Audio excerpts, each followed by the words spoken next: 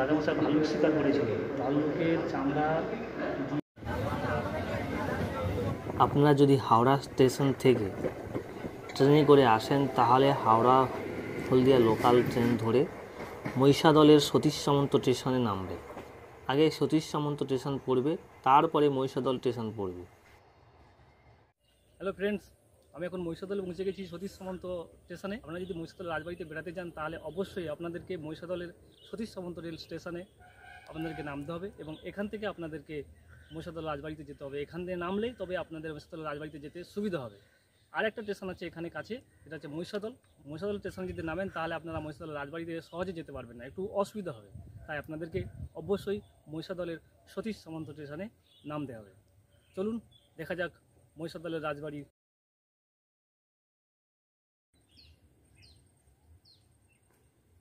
মহিষাদল রাজবাড়ি যাওয়ার জন্য এখান থেকে টোটো পেয়ে যাবেন। ট্রেনের টাইম টেবিল ডেসক্রিপশন বক্সে দিয়ে দেবো, প্লিজ ওখান থেকে দেখে নেবেন। এটি রাজগড়ের পাশে একটি গভীর খাল, একে গড়খাই বলে। এটি রাজার সুবিশাল রাজগড়ের চারপাশেই অবস্থিত। এটি রাজবাড়ির সুরক্ষার জন্য তৈরি করা হয়েছিল। এই গেটটি পুরনো রাজবাড়িতে প্রবেশের পথ। নতুন রাজবাড়িতে গাড়ি নিয়ে যাওয়ার জন্য যে পিচ রাস্তা ধরে আসবেন, এখানে না থেমে সোজা কিছুটা যাওয়ার পর নতুন রাজপ্রাসাদে প্রবেশের গেট পাবেন। এখানে আগে একটি লোহার গেট ছিল। গেটের সামনে সেনাবাহিনী থাকত এবং এই ঘরগুলি ছিল সেনা ছাউনি। হঠাৎ শত্রু আক্রমণকে প্রতিহত করার জন্য এই সেনা ছাউনিটি তৈরি করা হয়েছিল। সুরক্ষা সুনিশ্চিত করার জন্য এই আয়োজনটি করা হয়েছিল।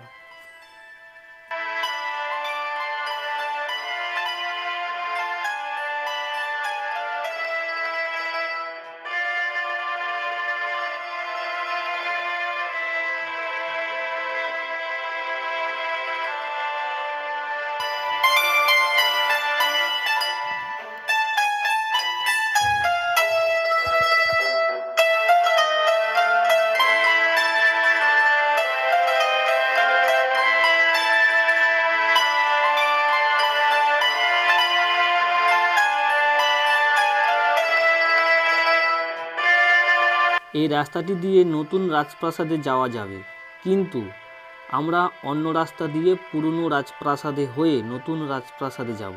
পুরনো রাজপ্রাসাদের পাশে একটি বিশাল পুকুর দেখতে পাচ্ছেন।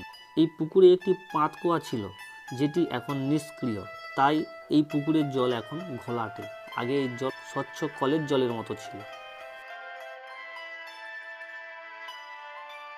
পুরনো রাজপ্রাসাদের সামনে আরও একটি গেট। গেটের ওপরটা দেখুন, বেশ কয়েকটা কক্ষ আছে, অর্থাৎ এটি সেনা ছাউনি এবং ওয়াচ টাওয়ার। এখান থেকেই সেনারা লক্ষ্য করত এবং রাজপ্রাসাদের সুরক্ষা সুনিশ্চিত করত।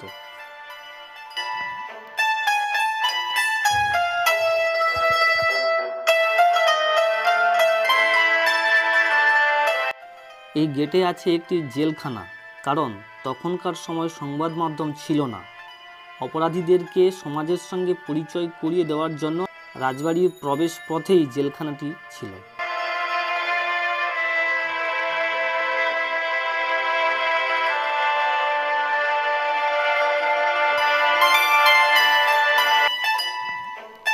এই বারান্দাতে সেনাবাহিনী মোতায়েন থাকত এবং রাজপ্রাসাদের সুরক্ষা সুনিশ্চিত করত। ওই গলি থেকে পেছনে ঘোড়াশালে যাওয়া যেত। উপরের ঘরগুলি সেনাদের থাকার ঘর এবং ওয়াচ টাওয়ার। ওখান থেকেই লক্ষ্য করা হতো যে বাইরে থেকে কোনো শত্রু আক্রমণ করছে কিনা, এবং রাজপ্রাসাদের সুরক্ষা সুনিশ্চিত করার সুন্দর ব্যবস্থা ছিল।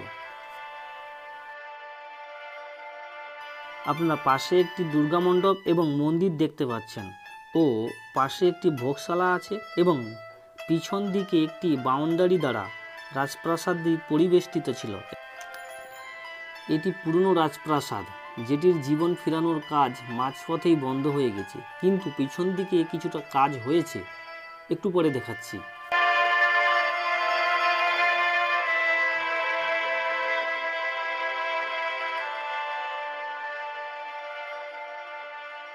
এপাশে একটি প্রাচীর দ্বারা নিরাপত্তা সুরক্ষিত ছিল। প্রাচীরের ওপাশে ঘোড়াশাল ছিল এবং তার ওপাশে একটি বিশাল বড় প্রাচীর ও পুকুর আছে, আপনারা প্রথমেই দেখে এসেছেন। পিছন দিকে কিছুটা কাজ হয়েছে।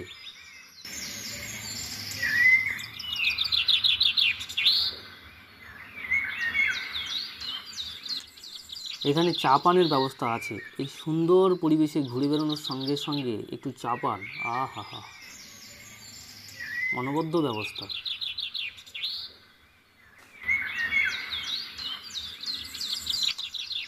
চারিদিকে সবুজ আর সবুজ, খুব মনোরম দৃশ্য, সঙ্গে বিভিন্ন পাখির পূজন, খুব সুন্দর লাগবে। আপনারা অবশ্যই এখানে বেড়াতে আসবেন।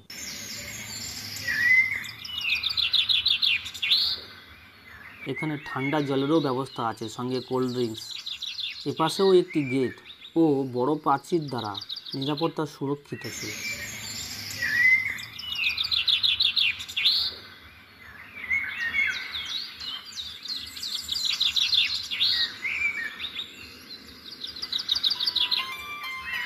এটি হলো ঘণ্টাঘর এবং ওপরে ওয়াচ টাওয়ার।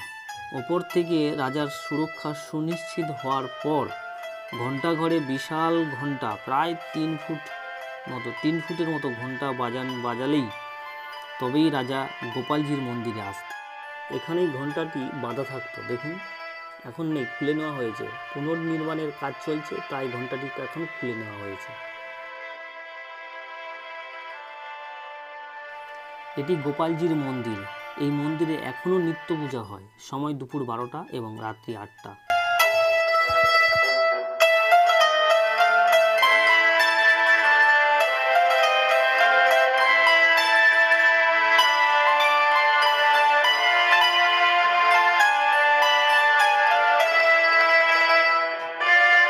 তবে ভিতরে ফটো তোলা যাবে না।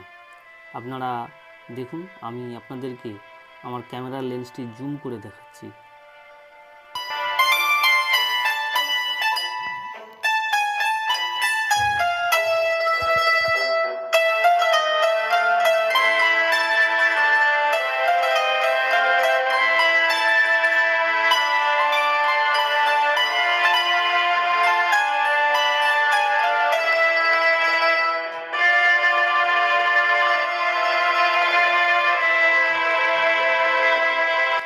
পাশেও আরও একটি ঘণ্টাঘর আছে।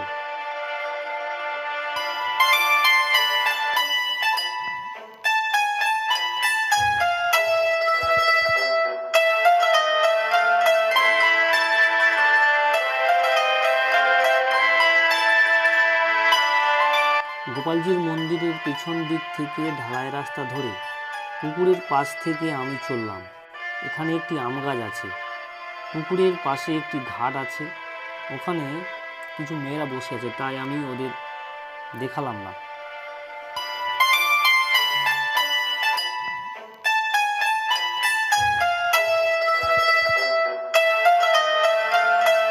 মাঠে আম গাছ ভর্তি এবং তার চারপাশে বসার আসন করা আছে।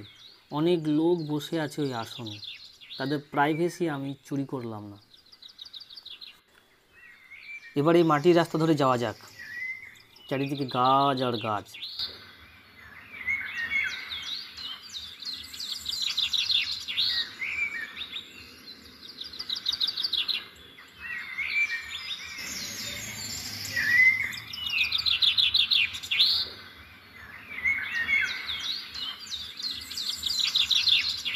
সামনে একটি মাটির উঁচু ঢিপি আছে, যেটি বুঝতেই দিচ্ছে না যে ওপাশে একটি নতুন রাজপ্রাসাদ আছে।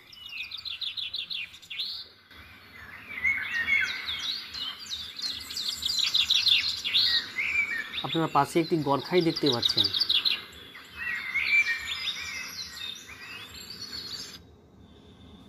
আর এই যে মাটির রাস্তাটি, এই মাটির রাস্তাটি আগে ছিল না, পরবর্তীকালে ভিজিটরদের জন্য তৈরি করা হয়েছে, পুরনো রাজপ্রাসাদ হয়ে নতুন রাজপ্রাসাদে যাওয়ার জন্য। আর ওপাশে একটি গেট আছে গাড়ি নিয়ে প্রবেশের জন্য।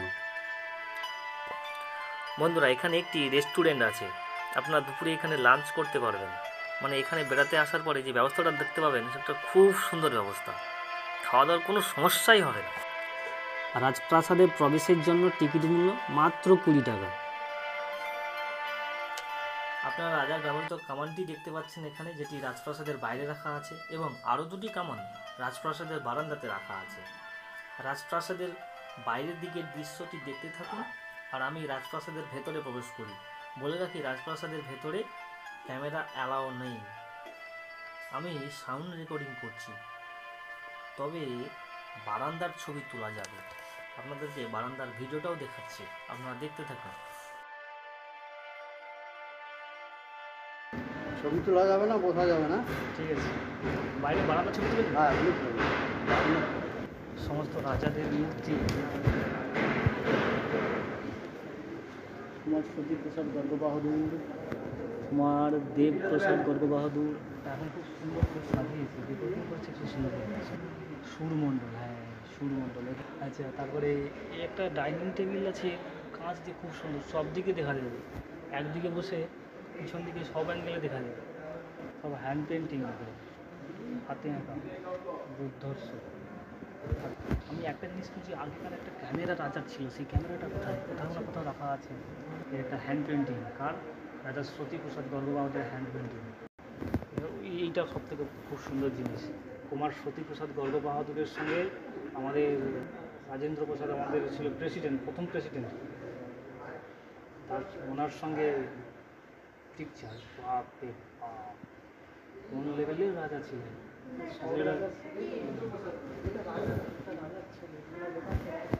সতীপ্রসাদ গর্গ বাহাদুর, সতীপ্রসাদ গর্গ বাহাদুর হচ্ছে এই রাজপ্রাসাদটা তৈরি করেছে। কুমার লেখা থাকবে, সবার আগে কুমার লেখা আছে, সমস্ত রাজার আগে কুমার লেখা আছে। হ্যাঁ, এটা পিয়ানো, এটা তখন রাজার ব্যবহৃত পিয়ানো, খুব সুন্দর পিয়ানো। এখন অবশ্য ভেঙে গেছে টুকরো টুকরো হয়ে। জলের সময় তবে তখন রাজপ্রাসাদ বন্ধ থাকে, তখন এই প্রদর্শনী দেখানো হয়, মিউজিয়াম বন্ধ থাকে।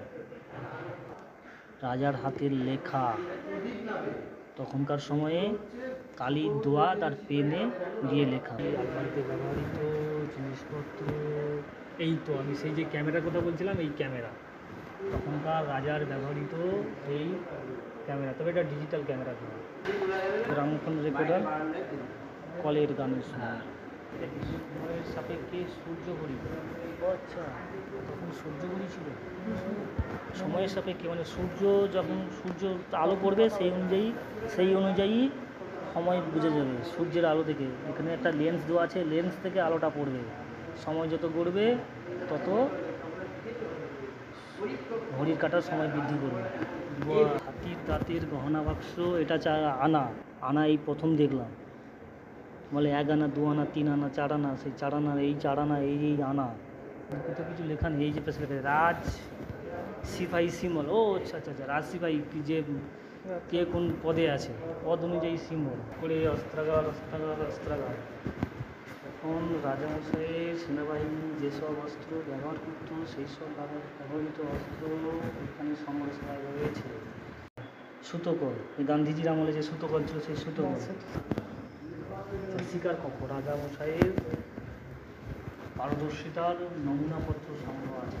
ভালুক শিকার করেছিল, ভালুকের চামড়া দিয়ে মূর্তি তৈরি করে রেখেছে। আচ্ছা, রয়্যাল বেঙ্গল টাইগার, হরিণ, আচ্ছা চিতা, এটাকে হাইনা, রাজামশাই হাইনাও মেরেছে।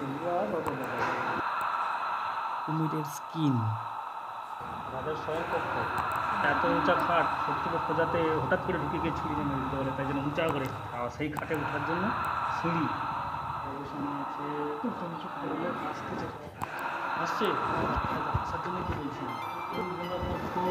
কক্ষ। আচ্ছা, এখানে আছে বিয়ার্স ক্লাব, বিশাল কক্ষ করে। এবার হচ্ছে পুস্তক কক্ষে। আমরা এখানে করার কারণ হচ্ছে দোতলা ওঠার সিঁড়িটাও দেখা যায়, ওঠার সিঁড়িটা ঘুরে ঘুরে ঘুরে রাজার বাড়ি সোজা উঠলে হয়, ঘুরে ঘুরে।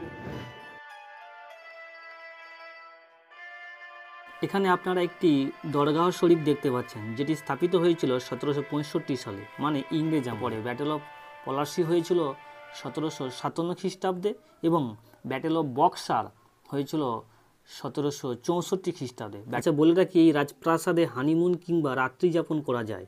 যোগাযোগের ফোন নাম্বার ভিডিওতে দিয়ে দিলাম, দেখে নেবেন। এবং দূরে সতীপ্রসাদ গর্গ বাহাদুরের মূর্তি দাঁড়িয়ে আছে। কাছে যেতে পারলাম না কারণ ঘাস ভর্তি। বন্ধুরা, আপনারা আমার সঙ্গে ঘুরে দেখলেন মহিষাদল রাজবাড়ির রাজপ্রাসাদের ভিডিও। আমার ভিডিওটি যদি ভালো লাগে অবশ্যই আপনারা আমার চ্যানেলটিকে সাবস্ক্রাইব করুন এবং পাশে থাকা বেল আইকনটি অবশ্যই প্রেস করুন, যাতে সমস্ত ধরনের ভিডিও আপনাদের নোটিফিকেশন দ্রুত আপনাদের কাছে পৌঁছায়। এবং দেখা হচ্ছে পরবর্তী ভিডিওতে, অর্থাৎ বিশ্বকর্মা পূজা দেখতে। Thank you, thanks for watching.